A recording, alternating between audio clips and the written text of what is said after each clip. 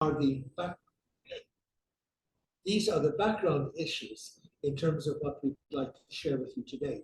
Schools and learning systems are critical for how we understand and acquire language, and we need to see that in the context of where we are at the moment. The critical thing now is the question of rapid change. This is not just a cliche, but it's something which is affecting our world quite profoundly. The impact of this change can be seen at a number of levels. Our focus would be on leadership in educational systems, and the question of power, how it's distributed or how it's not distributed in our educational system. We want to do today to locate positive education within the context of challenges, but also the opportunities that are ahead. What does positive education mean, and what benefits does it have for what we want to do?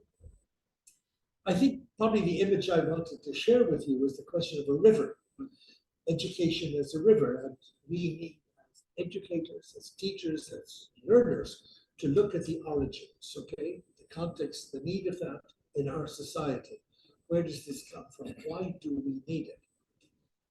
And a critical thing is that the educator becomes also a leader, a navigator on that river. It can be the academics, the practitioners, the policymakers working together. The landmarks on this river, of this journey, would be issues around laws of education, the standards, something that we very often don't mention but need to, which is the labor market. What happens at the end of the education process, or should I say the beginning? Access to the educational river, and finally the design of what we need. The river we're talking about in terms of human learning is meandering. There is a direction all over the place as so many themes and issues come up. There's also opposition. We run into rapids to that change and its linkage to other issues in our society. And a pressing issue for many teachers in particular, the question of burnout. And finally, when our river comes to the delta, the end of the journey, where are we? And how do we know we are there? How did we get here? What are we and why? And I think this really brings us up to the sea beyond. What has this process been about? Learning systems in today's world, therefore, need to look at a couple of things. We mentioned already the question of pervasive change, but also trying to locate education in new contexts. There is a lot, particularly in Europe, because this is the one area where the European Union does not have competence, where national governments do, and national governments are facing quite a few crises. There's a wider world, and I'm acutely aware that we're speaking at a time of real violence in two countries quite close to us in terms of our neighborhood, international crisis, where we need to revisit. One of the negative issues facing modern education is the triumph of cost over value. And we need to move away from this into a real system of where language learning is located in schools. So here are a couple of themes I just want to suggest that would be important to locate the comments around positive education that George will pick up. We're developing a sense of shared destiny through identifying with social, cultural, and political environments. Education is not cut off from these. Becoming aware of the challenges posed to many communities and looking at those patterns of social, economic, and indeed environmental change. For those of us involved in learning design, engaging in civic and social action through positive social participation and/or transformation based on that sense of individual responsibility towards communities. The critical role of technology and instant total communication, and finally those globalized realities that link, as we heard in the previous contribution, education to competency. So, leadership, motivation, the final points: capacity of leadership to improve organization, the improvement to manage change, understanding the motivation of learners and teachers alike. And the key issues we'd like to suggest to you would be around power, around community, around migration at a number of dimensions, and finally, technology. Some of the issues, therefore, trajectories of inclusion that George will be able to develop from a positive education, youth and mass unemployment, demographics in our society, aging, life expectancy, the critical role of women in labor market participation, migration, we mentioned, disability, conflict, stress, all these things, urbanization, leads towards a new sense of what we and the policy imperatives we face. What do we need in our schools? How do we need it? And what? And that brings us to positive education in a critical sense. George. Thank you very much, Alan, for this introduction. And I need to state since the beginning that here we are talking about a brand new science. A brand new science which started from positive psychology and then transferred into education. And if you're looking for the why for this transfer, is because obviously Martin Seligman, which by coincidence and serendipity worked out, I think I'm going to meet him this Saturday because he's in Austria. He was the father of positive psychology and the president of American Psychologists Association. But he realized that this positive feeling and positive science could not stay only within the academy. It had to become part of reality, of a reality that needs to face all these problems that Alan mentioned before. And that's why he went to Australia, Geelong Grammar School, and he stayed there for 7 months and he implemented the first fundamental program for that. That's why Australia is so much forward to this aspect. And delving into bibliography, journals, and the theoretical aspect of it, I personally realized that this is more practical than it looks. If it doesn't get practical, these problems will never be solved, number one. And what's the point of having a positive science without this being implemented? So in this process, I somehow, because people come and ask me, how do I do that? How do I become a positive educator? How can I implement positive education? And I say there are two paths that you need to walk. The first one is a personal one, and the second one is more professional, more collective, if you would like to do it. So the first thing that, fortunately, I think unfortunately, being in a European context and coming from Greece, and with Alan, we have discussed this. I haven't come across many professionals or teachers that have come through what you can see right now on the slide. And this is the first thing that I would say. Actually, a guy that came from my country under the Acropolis, Socrates, said, know thyself. So I would say the first thing that we need to start doing as educators who want to become more positive is start thinking, do I want to do that? Will this cover the needs of my students? Will this work? This is the first step that I would recommend to anybody who wants to go down this path. And of course, if you want some practical ideas to do this, these are not like, romantic activities or somebody that you would listen from a practitioner, but they do work. Keep your own course journal. Imagine if this could be a collective activity with your classroom. Keep the notes you find useful, reflect on them after creating the ideal context, time, environment for this reflection. It's as easy as possible. There are also, as it sounds, there are so many other applications that you can find, and you can keep your own journal. And if you encourage your students to do the same thing, then gradually all this fermentation process will definitely yield the way to move what I want, what is positive for me and for my students. After that, I would go, we all have been on a plane maybe, and we have seen this sign, put on your own oxygen mask before helping those around you. And semantically, I don't have any objection regarding this phrase, but I don't think that this phrase actually reveals the imperative of this sentence, of the meaning of this sentence. Because if the mother or the father won't be able to put this mask, he won't be able to help the child. This is not reflected on this phrase. It sounds like just a suggestion or recommendation. But without the first action, you cannot have the second one. More or less is the same here. You need to apply these theories first to yourself. We call it self-intervention, because if you don't feel positive yourself as a teacher, you can't make your students feel positive. So after reflecting, practicing on your own is important. And the third, and of course, the most important thing is take action. In other words, becoming the embodiment of positivity. I'm going to start, the other way around, flip it a little bit, as we call it, in flipped learning. And I don't know if you can imagine a teacher who claims to be positive and has absolutely no empathy for his students, or somebody who is rude, or somebody who is fearsome. And I dare say that my generation, had many of these teachers that they would enter the class and they would create this tension.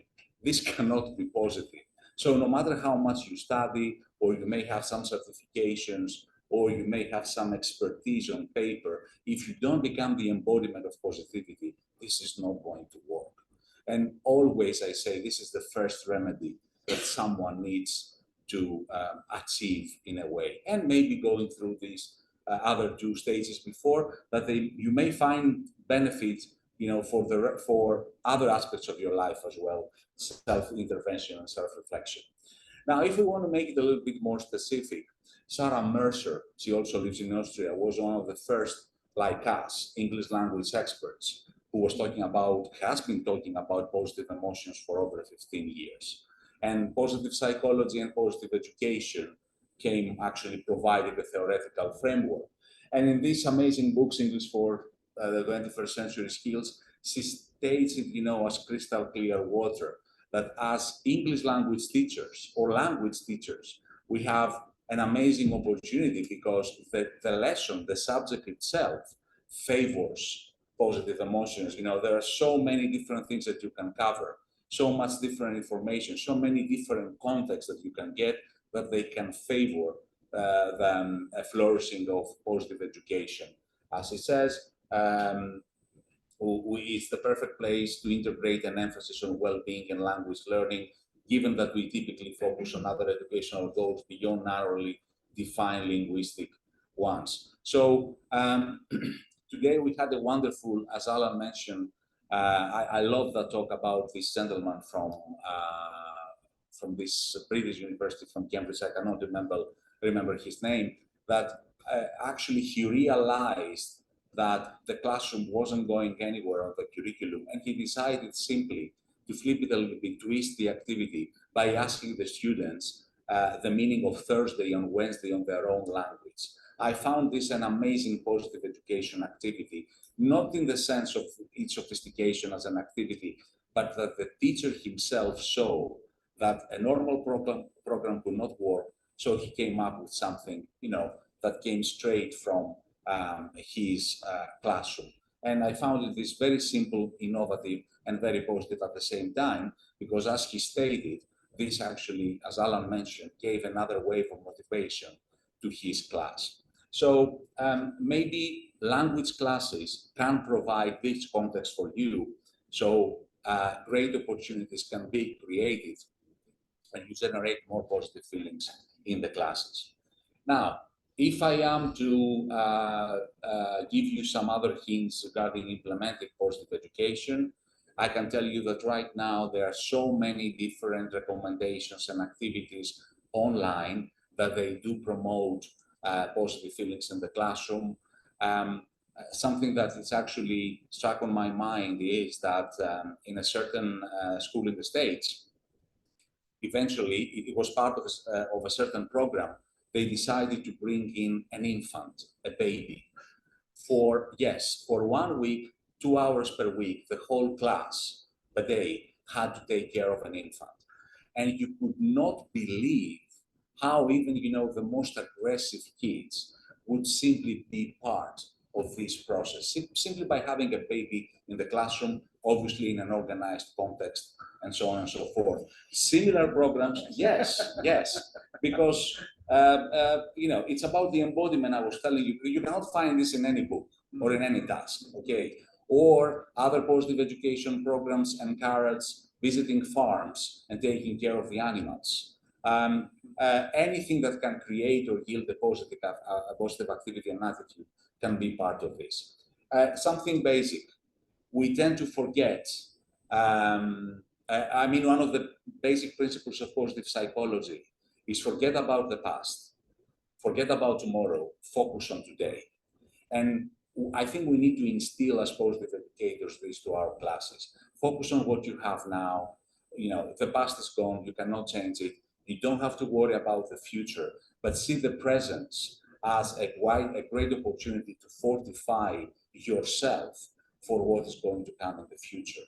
And for those of you who may know it, positive psychology does not exclude adversity from the table.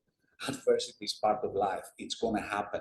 It doesn't have to be a tragedy, not only good or something worse than that, but it will strike you as failure, as misfortune, or an unfortunate incident. Our kids need to be robusted with positive emotions and feelings so to face adversity, and this is part of focusing on today. Savoring. I haven't come across yet of this teacher, I try to do it sometimes, that says simply stop everything you're doing for 2 minutes and savor what you have around you. It's just as simple as that, because then you start the self-reflection process and you start appreciating what you have, your learning, your ambitions maybe, and you see, you make this a daily part of your routine in a way. It needs to start from school. Helping students find their own values.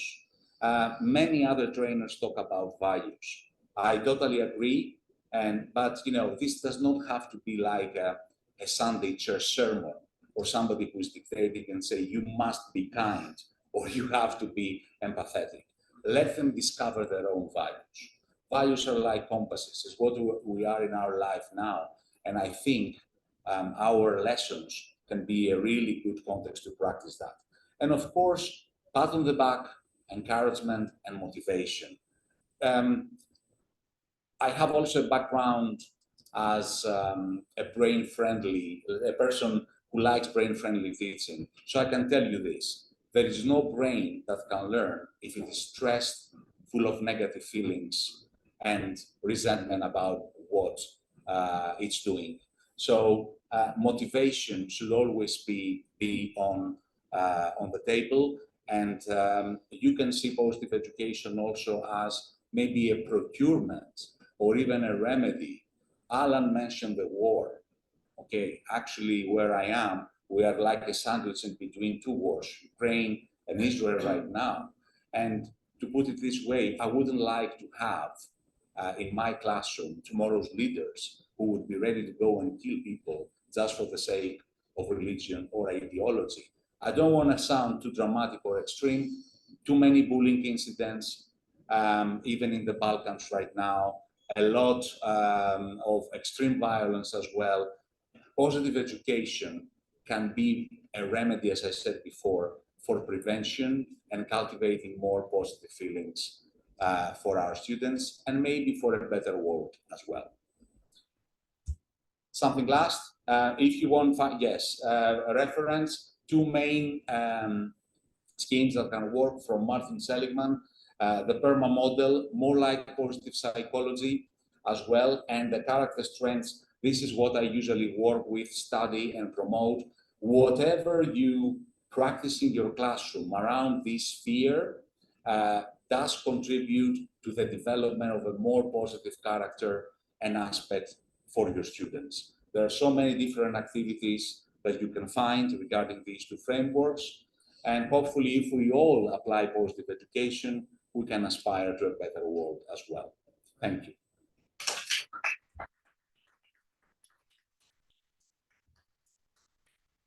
Fantastic. What a buoyant